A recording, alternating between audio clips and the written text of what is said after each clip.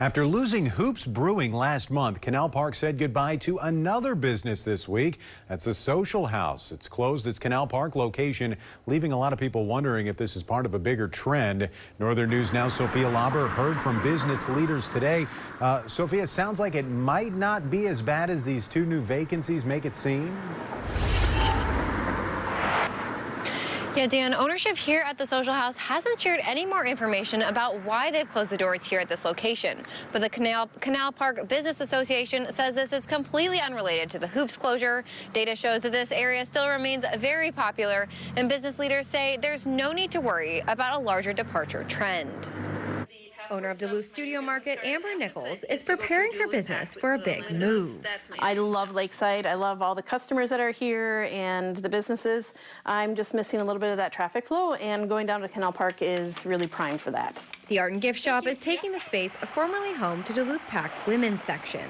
It's one of a handful of businesses moving into what Nichols calls a competitive area. It's kind of a prime retail space, and there's not many spots that open up often. But as Duluth Studio Market and others move in, Hoops Brewing and Social House have moved out, leaving big spots vacant in the community. They were a great part of our Canal Park area, and we really liked those businesses there. Had some good history as well. The Canal Park Business Association says the changes are a natural part of the ebb and flow of any local economy. No confirmation from either business as to why they've closed, but in Nichols' eyes, rent can be a barrier to some. Especially for small mom and pop stores like mine, having that sticker shock of being like, this is how much I'm going to be paying. Oh my gosh. But for Nichols and many others, the business in Canal Park outweighs that burden. Vacancy rates in Canal Park area have historically been the lowest that we track. So typically they're almost at 0%. And with rates that low, chances are Nichols won't be the newest business on the block for long.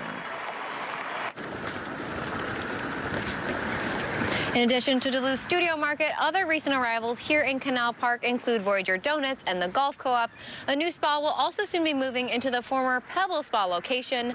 The Social House's Hermantown location remains open. Live in Duluth, Sophia Lauber, Northern News Now.